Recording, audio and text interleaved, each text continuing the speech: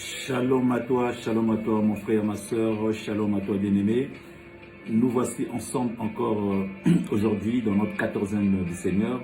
La quatorzaine qui est une émission que Dieu nous a mis à cœur, que nous partageons ensemble toutes les 2 semaines, 14 jours dans la présence de Dieu, 14 jours pour vivre encore avec notre Seigneur, 14 jours pour être dans sa présence, 14 jours pour vivre sa parole, 14 jours pour monter dans l'exhortation, 14 jours pour partager ce moment unique avec notre Seigneur Jésus-Christ. Et nous avons dit que la quatorzaine, d'où que l'on soit, d'où que l'on est, nous continuerons toujours à annoncer. Nous continuerons à partager la parole. Peu importe, qu'on soit au pôle Nord, qu'on soit au pôle Sud, qu'on soit à Babloued, qu'on soit à Kakamweka, à Diosso, qu'on soit à Bétou, la parole de Dieu sera annoncée. Et pour ce matin, bien-aimés, nous sommes en direct de Pont-Label où nous sommes en train de vous libérer ce message de la 14e du Seigneur. La 14e du Seigneur de ce matin qui a pour thème l'attitude devant les combats. L'attitude à vivre devant un combat, mon frère, ma soeur. Mais j'aimerais te rappeler à toi qui est connecté que nous sommes en direct sur notre page Facebook Bouquet de Leçon. Nous sommes aussi sur notre page Instagram Bouquet de Leçon, mais surtout sur notre chaîne YouTube. Notre chaîne YouTube Bien-Aimé One TV. Nous sommes en direct. Alors je t'invite de s'abonner, d'aller visiter notre chaîne YouTube Bien-Aimé One TV et de t'abonner dessus parce que dessus dans cette chaîne nous avons tout ce qu'il y a comme méditation, nous avons des exhortations, nous avons la parole de Dieu, nous avons les adorations, nous avons tout ce qu'il y a. Tu trouveras ce qui te plaira pour être toujours en communion avec Yeshua. Alléluia. Bien-aimé, encore shalom.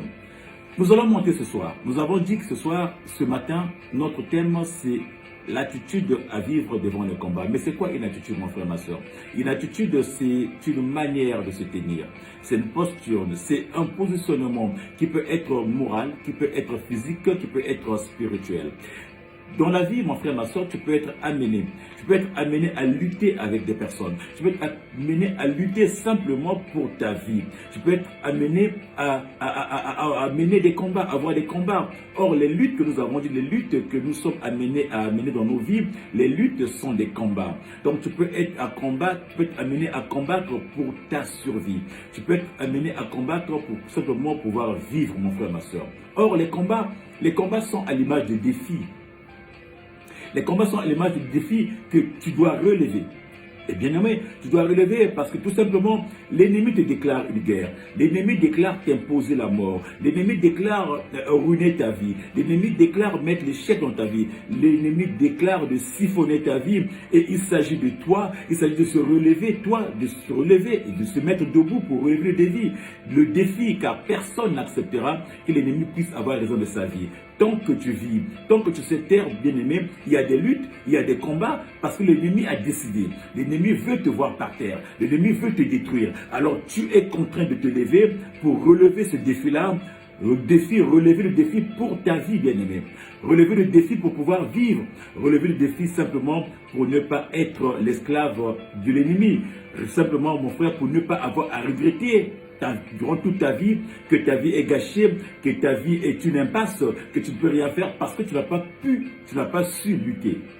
Bien aimé, nous avons dit que dans nos vies, les luttes sont là. Mais quelle attitude devons-nous avoir pour pouvoir mener ces luttes-là, pour pouvoir rentrer dans ces batailles-là? La Bible nous dit, bien aimé, que quelquefois dans nos vies, à nous, il y a des gens qui se lèvent. Les gens se lèvent dans nos vies. Les gens qui peuvent être des géants. Il peut y avoir des murs qui se lèvent, bien-aimés, qui se lèvent dans nos vies pour nous nuire. Les gens se sont levés dans ta vie, se sont levés dans nos vies à nous pour pouvoir nous enlever la paix, pour pouvoir mettre la tristesse dans nos vies, pour pouvoir nous enlever la joie et mettre les pleurs. Les gens se sont levés, bien-aimés. Je ne sais pas, mon frère, ma soeur, mais se sont levés certainement pour mettre le trouble dans ta famille. Je ne sais pas ce que vous vivez dans votre famille. Je ne sais pas ce que tu vis dans ta vie. Certainement un trouble est rentré. Certainement la tristesse est rentrée. L'ennemi est rentré, il a sémé. L'ennemi est rentré, il a imposé des choses pour simplement anéantir ta vie. Pour simplement faire rentrer le trouble. Pour t'empêcher d'avancer. Bien aimé, que nous dit la Bible? Nous allons lire la Bible et ensuite nous allons ouvrir notre sujet. Nous allons parler à la lumière de ce message, bien aimé. Que nous dit la Bible? Nous allons prendre nos Bibles dans le livre de 1 Samuel, au chapitre 17. Nous allons commencer par le verset 12. Il est long, ce que nous allons lire, mais on ne va pas tout lire. On va prendre partie par partie, juste pour que vous puissiez comprendre un peu l'histoire, et nous allons revenir pour expliquer l'histoire. Donc, nous avons dit dans 1 Samuel chapitre 17, nous commençons à partir du verset 12, nous lisons la parole de Dieu dans le nom de notre Seigneur Jésus-Christ. La parole nous dit, « Or David était fils d'un Éphratien de Bethléem, en Juda, nommé Isaïe. » Dans d'autres versions, on parle de Jessé. Et qui avait 8 fils au temps de Saül. Isaïe était très âgé. Ces trois fils aînés avaient suivi Saül à la guerre. L'aîné s'appelait Eliab, le second s'appelait Abinadab et le troisième s'appelait Shama. Quant à David, c'était le plus jeune. Lorsque les 3 aînés eurent suivi Saül, David faisait le va-et-vient entre le camp de Saül et Bethléem pour y garder les moutons de son père. Alléluia. Et chaque matin et chaque soir, les Philistins venaient se présenter en face de l'armée d'Israël, et cela depuis 14 jours. C'est-à-dire, c'est à cette époque qu'Isaïe dit à son fils David, « Prends cette mesure de grains rôtis et 10 pains et porte-les vite au camp pour tes frères. Emporte aussi les 10 fromages et tu donneras au chef de leurs milliers. Tu verras si tes frères se portent bien et tu me rapporteras de leur part un gage. Tu les trouveras avec Saül en route et toute l'armée d'Israël dans la vallée de Chêne face aux Philistins. » Nous passons au verset 26. Non, au verset 25. On va prendre le verset 23. Pendant qu'il parlait avec eux, Goliath, le champion des Philistins, originaire de Gad, sortit de leur rang et lança son défi habituel. David l'entendit. À la vue des hommes, tous les soldats d'Israël s'enfuient terrorisés. L'avez-vous vu s'avancer contre nous? Dit l'un d'eux. Il vient encore insulter Israël. Celui qui le tuera recevra des grandes richesses de la part du roi et qui donnera en plus sa propre fille en mariage et exonérera toute sa famille d'impôts. David demanda aux hommes qui se tenaient autour de lui, qu'est-ce qu'on donnera à celui qui abattra ce Philistin et qui lavera le peuple d'Israël de la honte qui lui est infligée? Qu'est-ce donc cet incirconcis des Philistins pour oser insulter les bataillons du Dieu vivant? On répéta à David ce qui était promis comme récompense à celui qui tuerait le géant. Lorsque son frère Eliab l'entendit discuter avec les soldats, il se mit en colère contre lui et dit, « Que viens-tu faire ici? À qui as-tu laissé nos quelques moutons dans la steppe? Je te connais bien, moi, petit prétentieux. Je sais quelle mauvaise intention tu as dans ton cœur. Tu es venu que pour voir la bataille, n'est-ce pas? » Verset 31, ce que David avait dit se propagea rapidement et parvient jusqu'aux oreilles de Saül, qui aussitôt le fit venir. David lui dit que personne ne perde courage à cause de ce Philistin. Moi, ton serviteur, j'irai et je le combattrai. Mais Saül lui dit, tu ne peux pas aller lutter contre ce Philistin, tu n'es qu'un gamin. Alors que lui, c'était un homme de guerre depuis sa jeunesse. Daniel répondit à Saül, quand ton serviteur gardait les moutons de son père et qu'un lion ou même un ours venait pour emporter une bête du troupeau, je courais après lui, je l'attrapais, je l'arrachais la bête de la gueule, et si le fauve se redressait contre moi, je prenais par le poil et je le frappais jusqu'à ce qu'il soit mort. Puisque ton serviteur a tué des lions et même des ours, il abattra bien cet incirconcis de Philistins comme l'un d'eux, car il a insulté les bataillons du Dieu vivant. Puis David ajouta, l'Éternel qui m'a délivré de la griffe du lion et de la patte de l'ours me délivrera aussi de ce Philistin. Finalement, Saül dit à David, vas-y donc et que l'Éternel soit avec toi. Puis il lui fit vêtir ses propres armures et lui fit mettre un casque de bronze et endosser sa cuirasse. À quoi David répondit, David devant le Goliath, nous prenons le verset 45, à quoi David répondit, tu marches contre moi avec l'épée et la lance et la javelot, et moi je marche contre toi au nom de l'Éternel. Le Seigneur des armées célestes, le Dieu des bataillons d'Israël que tu as insulté. Aujourd'hui même, l'Éternel me donnera la victoire sur toi, je t'abattrai et je couperai ta tête, et avant ce soir, je donnerai les cadavres des soldats philistins à manger aux oiseaux du ciel et aux bêtes sauvages de la terre. Alors toute la terre saura qu'Israël a un Dieu, et toute une multitude d'assemblées saura que ce n'est ni par l'épée, ni par la lance que l'Éternel délivre, car l'issue de cette bataille dépend de lui, et il vous livre en notre pouvoir. Amen. Elle était un peu longue la lecture, mais la parole nous dit qu'il nous livre, qu'il livra Israël et qu'il livra les Philistins au pouvoir d'Israël. Qu'il livra les Philistins au pouvoir d'Israël. Bien-aimés, la Bible nous dit que David, que nous connaissons tous, ce jeune David qui était si beau, qui était le dernier des enfants d'Ésaïe ou Jessé, David, quand on voyait perdre les animaux, quand on voyait perdre le mouton, pendant que ses frères étaient à l'armée, ils étaient avec Saül dans la campagne pour combattre les Philistins. Mais c'est David que le père envoyait pour voir ses frères. C'est David dans la forêt qui avait fait l'exploit que Dieu a fermé dans la forêt, que Dieu a donné tout ce qu'il fallait parce qu'il passait l'épreuve. Il était dans la forêt, il était formé par Dieu. En gardant les moutons de son père, la Bible nous dit qu'il était confronté à des situations compliquées. Et devant ces situations-là, David avait toujours pris des attitudes d'un serviteur. Il savait comment lutter, comment combattre. Dieu l'avait fortifié, il avait donné la force pour pouvoir lutter, pour pouvoir défendre ses animaux, ses troupeaux. Quand un loup venait ou quand un lion venait, il savait comment se lever, comment courir derrière les loups, comment arracher, par exemple, un agneau quand le loup avait pris, et comment délivrer déjà un agneau de la gueule du loup ou de la gueule du lion.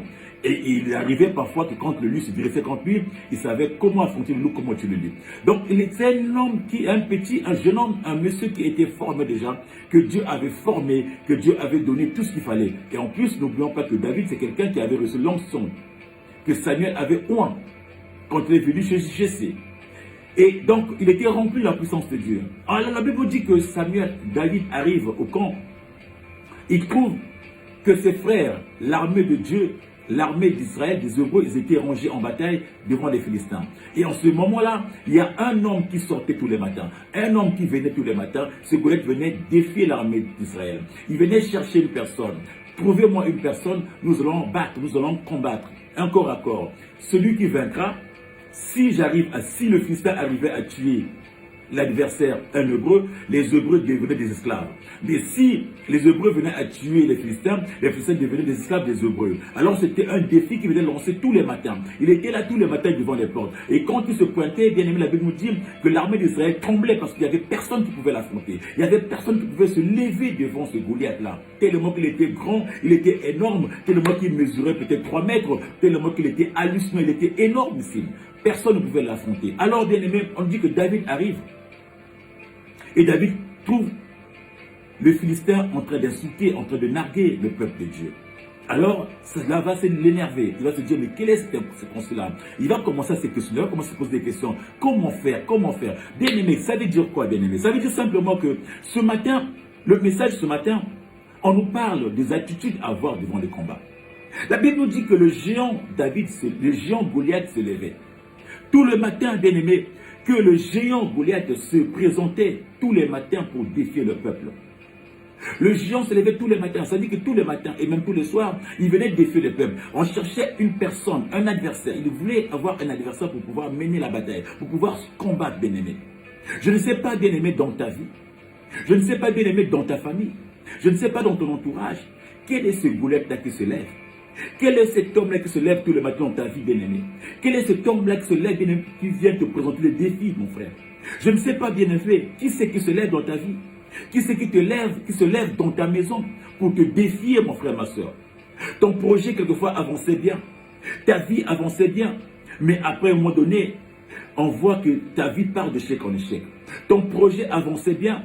Mais un matin, tu relèves comme ça, le projet échoue. Quel est ce Philistin, bien-aimé? Quel est ce Philistin qui est venu te défier? Quel est ce Philistin qui se lève tout le matin pour te défier, mon frère, ma soeur? As-tu relevé ce défi, mon frère? Tu as un défi à relever. Et tu t'es aperçu, est-ce que tu t'es aperçu que par rapport à ton problème, par rapport à ta situation, que tu avais un défi à relever? Est-ce que tu t'es aperçu, mon frère, ma soeur, que tu avais une situation qui était toujours là tous les matins? Tu te lèves tous les matins, tu es fatigué. Tu as même du mal à te lever pour aller travailler. Tu te lèves tout le matin pour aller travailler. Bien-aimé, tu pars le matin pour chercher le travail. Tu as des dossiers partout, tu passes, c'est des échecs. Aucun dossier, aucun bureau ne te reçoit. Tu lèves le matin pour aller travailler, tu arrives à ton travail, mon frère, c'est des problèmes avec ton chef. Il y a toujours une situation, il y a toujours quelque chose qui se lève devant toi, mon frère, ma soeur. Il y a toujours un problème. La vie est tellement compliquée. Tout est coincé, tout est bloqué, mon frère, ma soeur. Parfois, tu te lèves, c'est ta voiture qui est en panne. C'est la crevaison. Tu repars la crevaison, c'est le moteur qui tombe en panne. Il y a toujours quelque chose qui coince ta vie, mon frère, ma soeur. C'est quoi cette situation qui résiste devant toi? C'est quoi ce problème qui se lève dans ta vie? Tout le matin, tu te lèves, tu as des migraines, tu as mal, tu es fatigué, tu as des courbatures. C'est comme si le matin, tu avais soulevé des sacs de ciment. Tous les jours, tu es fatigué, tu as un problème, mon frère. Quel est ce problème qui résiste devant ta situation, devant ton problème? Tu es un chrétien, certainement. Tu marches avec la parole. Tu es un chrétien. Tu connais la parole, mon frère, ma soeur. Mais qu'est-ce qui menace ta vie? Pourtant, ta vie est menacée, mon frère. Pourtant, ta vie est menacée. Bien-aimé, vous savez, l'armée d'Israël, des Hébreux, bien-aimés, ils étaient tellement fatigués de voir le mec là se lever, qu'ils avaient dans leur tête des idées très négatives. Ils avaient des idées noires dans leur tête parce qu'ils ne voyaient pas comment arriver au bout de ce Philistin. Comment arriver au bout de ce Goliath. Ils avaient des idées noires, ils disaient, franchement, ils avaient peur. Leur peur, c'était que d'être abattus, leur peur c'était que d'être vaincus, leur peur c'était d'être abattus et de devenir des esclaves des Philistins. Ils avaient peur, mon frère, ma soeur. Et ils tremblaient tous les jours. Ils tremblaient face à cette réalité. Face à cette situation, mon frère, ils tremblaient, mon frère. Toi, devant les problèmes que tu vis, quelle est ton attitude? Quelle est ta réalité, mon frère, ma soeur? Devant les situations qui se présentent dans ta vie tous les matins ou tous les soirs, comment réagis-tu, mon frère, ma soeur? L'ennemi, lui, il vient que pour bloquer ta vie. L'ennemi, lui, il vient que pour freiner ta vie. L'ennemi, lui, il vient, mon frère, ma soeur, pour se mettre en travers de ton chemin. Or, bien-aimé, le chemin H. Le chemin, c'est Christ, mon frère, ma soeur. Or, le chemin, bien-aimé, le chemin n'est que Jésus, mon frère, ma soeur. La Bible dit que Christ est le chemin et la vie. Il est le chemin, la vérité et la vie, mon frère, ma soeur. Il est le chemin et la vie. Et bien-aimé, puisque Christ est le chemin, mon frère, ma soeur, qui est ce diable-là? Si Christ est ton chemin, qui est cet ennemi-là, mon frère, ma soeur, qui peut se mettre en travers de ton chemin, qui peut se mettre en travers du Christ? Si Christ est ton chemin, en tant que chrétien, quel est cet ennemi-là, mon frère, qui peut se mettre en travers de ce chemin-là qui est Christ? Bien aimé, la Bible nous dit que Goliath se pointait tous les matins et il insultait. Il insultait l'armée de Dieu. Il insultait Dieu des Hébreux. Il insultait, il défiait Dieu des Hébreux. Oh, certainement, toi, dans ta vie, mon frère, ma soeur, beaucoup de gens insultent Dieu. Beaucoup de gens t'insultent par rapport à ta situation. Beaucoup de gens narguent ton Dieu. Mais celle-là, elle vient prier. Celui-là, il va prier, tous les jours, on le voit à l'église. Mais sa situation n'a jamais changé. Mais son Dieu est où? Son Dieu dort. Est-ce que son Dieu voit? Est-ce que son Dieu a déjà remarqué la situation qu'elle est en train de traverser? Cette personne est en train de vivre. Mais ton Dieu est insulté. Ton Dieu est calomnié par rapport à ton problème, par rapport à tes blocages, par rapport à ce que tu vis, mon frère, ma soeur. Alors que tu es dans le plan de Dieu, alors que tu es dans le plan de Dieu, bien-aimé, mais ta vie, bien-aimé, ta vie ne change pas. Ta vie est telle que c'est. Ta vie n'arrange pas. Ta vie n'avance pas, mon frère, ma soeur. Et bien-aimé, tu dois réagir. Quand c'est comme ça, mon frère, ma soeur, tu dois savoir réagir. Quand c'est comme ça, mon frère, ma soeur, tu dois te lever, tu dois réagir, mon frère, ma soeur. Par rapport à ce que tu vis, mon frère, il n'est pas question que tu restes comme ça, les bras croisés. La Bible nous dit que quand David arrive, et voit que son peuple est menacé, quand David arrive et voit que son peuple est secoué, bien-aimé, quand David arrive et voit que sa famille est menacée, quand son peuple est menacé, c'est sa famille qui est menacée. Parce qu'il se dit, si Goliath arrive à vaincre, si Goliath arrive à gagner, certainement, non seulement le peuple, mais ma famille aussi est menacée. Parce qu'il voit la peur, c'est de se retrouver esclave des Philistins. La peur, c'est d'être déporté par les Philistins. Bien aimé, la peur, c'est qu'il soit à la merci des Philistins. Alors, mon frère, ma soeur, dans ta vie, certainement, que tu es menacé, que ta famille est menacée, qu'il y a un géant qui est là, qui s'est levé, qui menace votre vie et votre famille, bien-aimée, qui menace votre bien-être, bien-aimé. J'aimerais dire à une personne ce matin, bien-aimé, la Bible est en train de nous dire que David va réagir. Il va réagir en commençant à poser des questions. Il va réagir en commençant à dire, mais qu'est-ce qu'on donnera à celui qui vaincra ce Goliath? Il va réagir comme ça, dire, qu'est-ce qu'on donnera? Bien, parce qu'il veut savoir, bien aimé, il y a des combats que nous menons des combats en vain. Or, le combat doit être mené avec un but. Quand tu mènes un combat, tu dois avoir un but, tu dois savoir pourquoi tu le mènes. Pourquoi tu le mènes? Ne mène jamais des combats en vain. L'attitude de quelqu'un, bien aimé, une personne qui mène un combat doit savoir pourquoi il doit le mener. Ne jamais combattre pour rien. Ne jamais combattre. Le combat doit toujours avoir un but de pourquoi, bien aimé. Mais bien aimé, David pose des questions. Il pose des questions, mais cela ne va pas plaire à ses frères. Ses frères vont commencer à le narguer. Ils vont commencer à le rabaisser. Ils vont commencer à le critiquer. Ils vont commencer à le traiter, ses frères, d'orgueilleux, de prétentieux. Ils vont commencer à le décourager, bien-aimé. Bien qu'il s'est détourné, mais en continuant à poser des questions, bien-aimé, jusqu'à ce que ces interrogations, ces questionnements arrivent jusqu'aux oreilles du roi, la Bible nous dit. Même le roi l'appelle. Le roi l'appelle, il va voir le roi. Bien qu'il essaie de parler au roi, même le roi essaie de le décourager. Mais tu n'es encore qu'un enfant. Tu n'es encore qu'un jeune enfant. Lui Goliath, c'est un vrai soldat. Lui, Goliath, c'est un expérimenté depuis son enfance. C'est un vrai soldat aguerri. Tu n'es encore un enfant, mon frère, ma soeur. Il va dire à David, il va essayer de décourager David. Mais bien aimé, David savait que son peuple avait besoin de lui. Il savait qu'il avait de quoi donner à son peuple. Il savait qu'il avait de quoi rendre son peuple victorieux. De quoi rendre son peuple capable. De quoi changer les choses. Il savait qu'il pouvait faire des choses. Il savait qu'il avait la capacité de faire des choses. Alors la Bible nous dit, bien aimé, que David va commencer à témoigner. Parce que pour aller combattre, il va commencer à convaincre Goliath, à convaincre Saül. Et pour convaincre Saül, mon frère, ma soeur, il va commencer à témoigner son Dieu. Première attitude, il va commencer à parler de son Dieu. Il va commencer à parler de son Dieu en regardant, bien aimé, l'an passé. Il va commencer à dire à Saül, comment je gardais le mouton de mon père? Comment je gagne le mouton de mon père? Quand un lion ou un ours venait arracher un mouton, moi je poursuivais, je l'arrachais de leur gueule. Et quand se dressait devant moi, je prenais avec ma lance, je frappais et je tuais. Bien aimé, David va commencer à regarder le passé, ce que Dieu a fait dans sa vie dans le passé. Il va commencer à louer la grandeur de Dieu, ce que Dieu a fait. Bien aimé, j'aimerais dire à une personne, Dieu qui a fait hier, c'est le même qui va faire aujourd'hui, c'est le même qui fera demain. Car notre Dieu ne change pas, mon frère, ma soeur. Quand tu devant une situation, mon frère, ma soeur, commence déjà à parler de ton Dieu. Commence à témoigner devant les merveilles de Dieu. Une fois qu'il a témoigné, il a dit, moi, ce que Dieu a fait dans ma vie hier, il est capable de le faire aujourd'hui. Et je crois qu'il me donnera la victoire devant ce Goliath.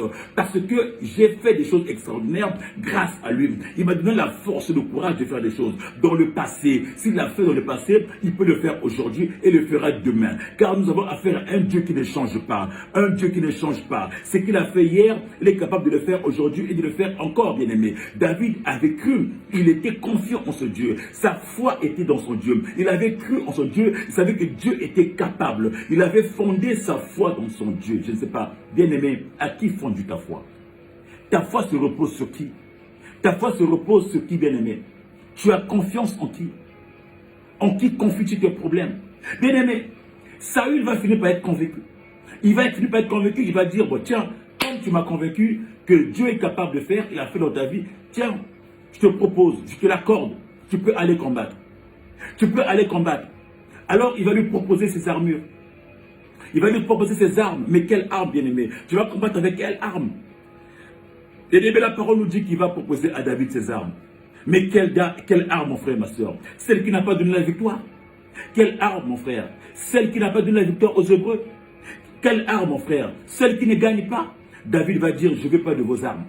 Je ne veux pas de tes armures qui ne caillent pas. Je ne veux pas des armures d'échecs. Je ne veux pas tout ça. Non.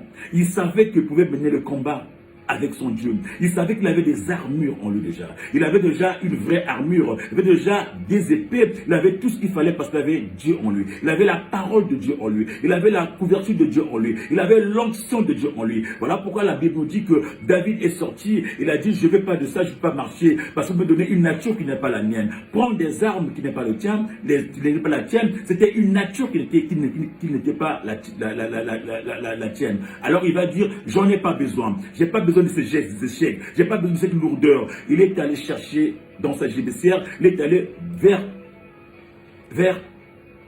un courant d'eau où il a pris 5 pierres qu'il a mis dans sa gibecière. Bien-aimé, les 5 pierres, bien-aimé, nous disons que Jésus que Christ est la pierre angulaire. Les pierres qu'il a prises, bien-aimé, représentaient l'image du Christ, représentaient l'image de Christ dans sa gibecière. Il savait qu'il avait Dieu en lui. Il savait que Dieu seul pouvait agir. Il savait que la vraie pierre, le vrai caillou, c'était Dieu. Il fallait se reposer sur Dieu. Quand tu es sur la pierre, quand tu es auprès de Dieu, quand tu es sur le rocher n'est qu'autre que Dieu. Le rocher, c'est l'image de Dieu, qui est la pierre, qui est l'image du Christ. Il savait qu'avec ça, il pouvait vaincre. Il avait le Christ en lui, il avait la parole en lui, il avait tout en lui. Il n'avait pas besoin d'autre chose. Il avait besoin juste des armes de Dieu. Les vraies armes qu'il avait, c'est les armes de Dieu, mon frère, ma soeur.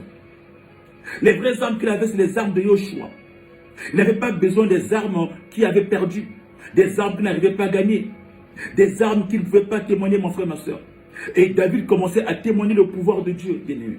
La première attitude, bien-aimé, quand tu es en face de l'ennemi, quand tu es en face de cette situation, bien-aimé, c'est témoigner d'abord, témoigner la grandeur de Dieu, témoigner son pouvoir, témoigner ce qu'il a fait dans ta vie, bien-aimé. Quand tu témoignes, quand tu confesses, quand tu parles ce que Dieu a fait, bien-aimé, Dieu te lève encore. La situation change, la situation bascule. Même si tu étais à une échelle de 1, bien-aimé, tu montes à 10 parce que tu as témoigné Dieu, tu as témoigné sa grandeur, tu as témoigné ses bienfaits, tu as témoigné tout de Dieu. Et Dieu saura faire des choses dans ta vie, mon frère, ma soeur. Il saura faire des choses dans ta vie, mon frère, ma soeur. Quand tu témoignes Dieu, la première attitude, c'est pour savoir témoigner. Et David a témoigné. Et quand David a témoigné, bien-aimé, David a pris ce qu'il avait. Il a pris ce qu'il avait, il est parti, il a commencé à parler à son Dieu, bien-aimé. Pour mener le combat, bien-aimé, tu dois être au-dessus de la situation. David va voir la situation, va dire, il va se placer au-dessus. Placer au-dessus, bien-aimé, de la situation, placer au-dessus du combat qui t'anime. Ne sois pas en dessous, ne sois pas hors, bien-aimé, mais place-toi en position, toi. Tu dois prendre de la hauteur, bien-aimé. Prendre de la hauteur, il s'agit de confesser. Il s'agit de confesser. S'il n'avait pas la foi, mon frère, ma soeur, il ne pouvait pas, bien-aimé. S'il n'avait pas la foi, bien-aimé, il ne pouvait pas monter au combat. Mais parce qu'il avait la foi, il savait là où il était positionné, il s'est dit, je ne me tiens pas compte de vos découragements, bien-aimé. Je ne sais pas, bien-aimé, à qui tu donnes les oreilles, bien-aimé. Beaucoup sont des gens là qui sont là, qui passent leur temps pour nous décourager. Beaucoup sont là, bien-aimés, qui passent leur vie à pouvoir nous décourager. Mais David s'est dit, il ne s'est pas laissé décourager, mon frère, ma soeur. Tes oreilles te donnent à qui? Tes oreilles te donnent à qui, bon frère? Quand tu es positionné, quand tu es dans ton élément bien-aimé, ne laisse pas les gens changer ton avis. Ne laisse pas les gens rentrer en toi. Ne laisse pas les gens imposer leurs idées, mon frère, ma soeur. Parce que tu n'as pas la même alliance que eux. Toi, tu as une alliance avec ton Dieu. L'alliance est unique avec ton Dieu. Tu n'es pas avec eux, mon frère, ma soeur. Quand Dieu te positionne, quand tu es devant ta situation bien-aimée, écoute ton Dieu. Repose-toi sur ton Dieu. Assis-toi sur ton Dieu bien-aimé. N'écoute pas les ondits. N'écoute pas les ainsi dits des gens, mon frère. Écoute ce ainsi dit l'Éternel. C'est que Dieu a parlé. C'est que Dieu a dit. C'est que Dieu te parle. C'est que Dieu te révèle, mon frère, ma soeur. C'est que Dieu te parle. N'écoute pas. Ton alliance est unique avec son Dieu. Bien-aimé, la Bible nous parle d'une personne qui avait confiance en Dieu. Une personne qui s'était dit, pour Dieu, je ne me prosternerai pas devant les hommes. Une personne qui avait dit, pour Dieu, je ne me mettrai pas à genoux devant toi. Bien-aimé, Daniel savait, bien-aimé, qu'on ne peut pas se prosterner devant le roi Nabuchodonosor. Il savait à quoi il s'exposait. Mais il a dit, non, je sais que je dois prendre l'attitude. Moi, je suis un chrétien. Moi, je crois en mon Dieu. Je suis un croyant. Je n'ai qu'un seul Dieu. Lui seul, je dois adorer, pas une autre personne, bien-aimé. La Bible nous dit que le roi va dire de sa joue devant, dit, je ne me prosternerai pas, quitte à mourir. Je crois en ce Dieu-là. Il est capable de faire dans ma vie. Bien-aimé, la Bible nous dit que Daniel a été jeté dans la fosse au lion. Mais il savait pas ce que le roi ne savait pas, c'est que Daniel avait en lui le vrai lion. Le grand lion, bien-aimé. Or, le grand lion, c'était Yoshua qu'il avait en lui. Et quand il a mis Daniel dans la fosse au lion, bien-aimé, les petits lions là n'ont rien fait devant le grand lion. Car ils avaient vu en Daniel le vrai lion de la tribu de Juda, le lion rugissant, le lion, le véritable bien-aimé. Et les autres lions n'ont rien fait. Voilà pourquoi il est rentré, il s'est posé, il est ressorti tel qu'il était rentré parce qu'il avait le grand lion. Bien-aimé, quand tu as l'assurance, quand tu sais à qui tu t'appuies, à qui tu te reposes, à qui tu te confies, bien-aimé, tu peux avoir peur de personne. La Bible nous parle des 3 hommes de Daniel, bien-aimé. Nous savons ce qui leur est arrivé. Eux, pareil aussi, ils ont dit, nous avons pris une attitude, un positionnement, on ne se prosternera pas, on n'adorera pas l'idole, on n'adorera pas le roi, on n'adorera pas sa statuette. Bien-aimé, la sentence est tombée, il fallait le mettre dans le four, bien-aimé. Mais ils n'avaient pas peur, parce qu'ils savaient que le feu qui était là, c'était un petit feu. Mais au fond d'eux, en eux, ils avaient un feu devant. Ils avaient un feu qui est au-dessus de tous les feux. Ils avaient un feu qui peut dévorer les autres feux. Mais la Bible nous dit que quand on les a fait jeter dans la fosse, dans le four, bien aimé, le four était chauffé 7 fois, mon frère. Si bien que ceux qui les jetaient, eux-mêmes ont été happés par le feu. Le feu les a dévorés. Mais ces 3 amis de Daniel, quand ils sont descendus dans le four, bien aimé, ils étaient posés parce que le feu qui était en eux dévorait le reste de feu. Le feu qui était en eux dévorait le reste de feu. Et Nabuchodonosor témoigne, n'est-ce pas qu'on a mis 3 personnes, mais d'où vient la 4e personne qui ressemble au Fils de Dieu? Mais c'était Yoshua, le feu devorant. Bien aimé, l'attitude devant les combats, c'est d'être dans confiance. C'est de savoir que Christ est là et est capable de changer les choses. D'être déterminé, mon frère, ma soeur. Être déterminé. Bien aimé, quand tu es déterminé, mon frère, ma soeur, rien ne peut arriver, rien ne peut se passer, bien aimé. Tu montes, tu monteras, mon frère, ma soeur. La Bible nous dit que la détermination, bien aimé, la foi de David, bien aimé. Dans cette détermination, David voyait Goliath comme l'ours, comme le lion qu'il avait massacré dans la forêt. Et bien aimé, il ne voyait pas Goliath comme ce muret que les autres voyaient. Lui, il le voyait comme ce petit lion ou ce petit ours qu'il avait étranglé, qu'il avait tué dans la forêt quand il gardait, bien aimé. Et quand c'est comme ça, bien aimé, devant les combats, devant ce combat, bien aimé, je ne sais pas quelle attitude tu as devant le combat. Mais quand tu es devant une situation, bien aimé, tu dois avoir l'attitude, tu dois être au-dessus de la situation. Et commencer, bien aimé, à libérer certaines choses, bien aimé. Commencer à libérer, bien aimé. Quand tu es devant les combats, bien aimé, l'attitude d'un vainqueur. D'un vainqueur avant même de combattre. Bien aimé, je ne sais pas si tu crois encore en toi. Je ne sais pas si devant des situations, tu as encore la foi. Je ne sais pas si devant la situation, tu penses que tu es encore capable de faire les choses. Je ne sais pas si devant la situation, tu crois que tu peux changer les choses. Je ne sais pas si devant la situation de ta vie, tu penses que le changement est encore possible. Je ne sais pas, mon frère, ma soeur, si tu crois en ta victoire quand tu es devant l'échec, quand tu es devant la situation où tu te dis, j'en ai tellement fait, je suis fatigué, je laisse seulement les choses comme ça, j'attends seulement que la mort arrive, j'attends seulement que la nuit tombe, j'attends seulement que le jour se lève, je ne peux plus rien faire, je suis épuisé, je suis abattu, bien aimé. Parce que certainement tu t'es reposé sur les hommes. Devant une situation, bien aimé, tu t'es confié à des hommes. Tu n'es pas confiant, tu ne sais pas à qui tu te reposes, tu ne sais pas sur qui tu te poses, bien aimé. Bien aimé, vous savez que ce que nous voyons, ce que tu peux voir avec tes yeux, mon frère, ma soeur, est différent de ce que tu crois. C'est la foi. C'est l'attitude de la foi, mon frère, ma soeur. Alors que tes yeux vont voir une montagne, ta foi te dirait que tu l'as planie. Pendant que tes yeux vont voir Goliath ou vont voir un muraille, ta foi va te dire que tu l'as terrassé. Pendant que tes yeux, mon frère, vont voir l'impossibilité, ta foi va voir que c'est possible. Et oui, mon frère, ta foi va voir que c'est possible. Et quand tu deviens de la foi, mon frère, ma soeur, peu importe, l'impossibilité devient possible. Bien-aimé, les murailles, bien-aimé, tu traverses. Les montagnes, bien-aimé, tu les as planies.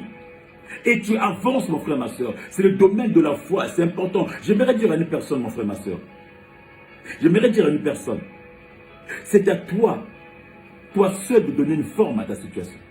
C'est à toi et toi seul de donner une forme, bien-aimé, à ton problème, bien-aimé. Quand je parle de David devant Goliath, qui voyait Goliath comme un petit lion qu'il avait terrassé, ou comme un petit ours qu'il avait terrassé, bien-aimé. Quelle est la situation que tu donnes à ton problème? Ton problème, pour que tu puisses venir à bout de ce problème-là. Quel nom donne à ce problème? Ton nom caractérise quoi? Il a l'image de quoi, ton problème, bien-aimé? Pour que tu viennes au bout de ce problème-là. Pour que tu arrives à le terrasser, bien-aimé. La Bible dit dans Jean 14 que votre cœur ne se trouble point. Croyez en Dieu et croyez en moi. Que votre cœur ne se trouble point, bien-aimé. Croyez en Dieu et croyez en moi. En moi qui? En moi Jésus, le choix. En moi Jésus, bien-aimé. Qu'est-ce qui te chagrine? Bien-aimé, qu'est-ce qui trouble ta vie? Qu'est-ce qui te chagrine? De quoi as-tu peur, mon frère, ma soeur? De quoi as-tu peur? De quoi as-tu peur? Pourquoi tu trembles? Pourquoi tu n'arrives pas? Pourquoi tu dis que la vie n'a plus de sens? Pourquoi, mon frère? Qu'est-ce qui bloque ta vie? Bien-aimé, la Bible te demande juste de croire en Dieu. La Bible te demande juste d'avoir foi en Dieu. Croyez en moi, croyez en Dieu et croyez en moi. La Bible dit juste que ton cœur croit seulement en moi. Devant ta situation, crois en moi. Or, bien-aimé, sans la foi, bien-aimé, nul n'est agréable à Dieu. Sans la foi, mon frère, ma soeur, devant Dieu, tu n'es rien. Tu n'es pas agréable en lui, bien-aimé. Voilà pourquoi, bien-aimé, quand tu es devant une situation, bien-aimé, tu dois savoir parler. Tu dois savoir déclarer. Tu dois savoir libérer des paroles, bien-aimé. Devant une situation, parle. Parle. Déclare. Libère une parole. Tu dois confesser la victoire. Bien-aimé, David a parlé. David a parlé à Goliath. David a parlé à Goliath. Quand tu parles, bien-aimé, tu anéantis la situation. Quand tu parles, bien-aimé, tu anéantis, bien-aimé. Le premier pouvoir, bien-aimé, le premier pouvoir est sur la langue. Le premier pouvoir, bien-aimé, est sur la langue, je répète bien. Et c'est la parole, c'est la parole. Bien-aimé, David a parlé. David a parlé, il a dit, je couperai ta tête et je donnerai ton corps aux oiseaux du ciel. David avait prophétisé sa victoire. Il avait dit, je couperai ta tête. Il avait prophétisé sa victoire, bien-aimé. Parle, bien-aimé. Quand tu parles, bien-aimé, tu anéantis les murs. Quand tu parles, bien-aimé, tu anéantis l'adversaire. Quand tu parles, bien-aimé, tu terrasses des choses, bien-aimé. Tu dois parler, mon frère, ma soeur. Bien-aimé, devant une situation, ton attitude déterminera l'issue du combat. Ou c'est la victoire, ou c'est la mort. Bien-aimé, ou c'est la vie, ou c'est la mort, c'est la victoire, ou c'est l'échec. Ton attitude, bien-aimé, déterminera, bien-aimé, où est-ce que tu te trouves. Bien-aimé, où est-ce que tu te trouves, bien-aimé? Quelle est ton attitude face aux problèmes que tu vis? Comment tu trembles? Ou alors tu as un socle où tu es debout? Bien-aimé, quelle est ta position devant cette situation? Bien-aimé, bien-aimé, le vent peut souffler, bien-aimé. Le vent peut souffler quand tu es dans le Seigneur, quand tu es sous le roc, bien-aimé, quand tu confesses, quand tu libères la parole, quand tu déclares, mon frère, quand tu es dans la foi dans le Seigneur, bien-aimé. Le vent peut souffler, le vent peut s'agiter, la tempête, la tornade peut être là, bien-aimé. Tu vas bouger, mon frère. Tu vas bouger, mon soeur, mais tu ne tomberas pas, tu ne t'allongeras pas, tu ne te coucheras pas, mon frère, ma soeur. Parce que à la parole, il y aura un ainsi dit, bien-aimé. Il est aussi dit, bien-aimé, quand le diable viendra, bien-aimé, tu auras aussi un, il est aussi dit. À la parole déclare tel, il est aussi dit, bien-aimé. Parce que tu as l'assurance. Et l'assurance, bien-aimé, ton assurance, c'est Yoshua. Quand tu as l'assurance, bien-aimé, tu ne tombes pas devant les situations. Tu ne tombes pas, bien-aimé, tu ne t'allonges pas devant les situations. Or, ce soir, bien, ce matin, bien-aimé, je t'interdis de t'allonger. Ce matin, je t'interdis, bien-aimé, de te coucher dans les situations.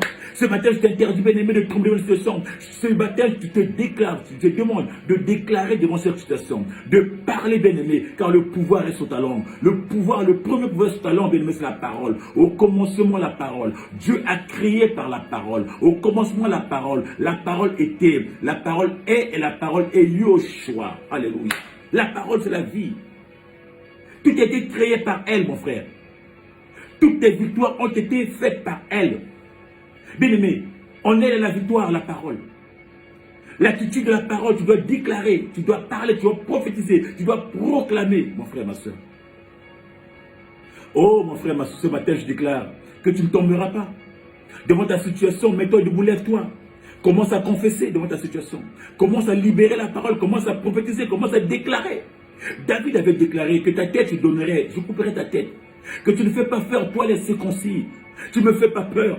Tu viens avec moi avec des lances de javelot. Moi, je viens avec toi au nom de l'Éternel. L'Éternel, le combat n'est pas humain. Il a dit, ce combat-là n'est pas spirituel. David va dire à Goliath, car l'issue de cette bataille dépend de lui. Alléluia. Et il vous livre entre notre pouvoir. Alléluia. L'issue de la bataille, mon frère, ma soeur, ne dépend pas de toi. Donc, tes combats dans la situation, mon frère, ma soeur, ça ne dépend pas de ton bon vouloir. C'est pas ce que tu veux, mais ça dépend de Yoshua. Et quand tu es dans Yoshua, mon frère, ma soeur, il te donne le pouvoir sur la situation. Il te donne le contrôle sur la situation, mon frère, ma soeur. Il te donne le contrôle sur la situation. Et tu avances et tu montes dans le nom de Jésus. Et ce matin, je déclare, monte dans le nom de Jésus. Monte dans le nom de Jésus, mon frère, ma soeur. Car tu as la victoire devant la situation.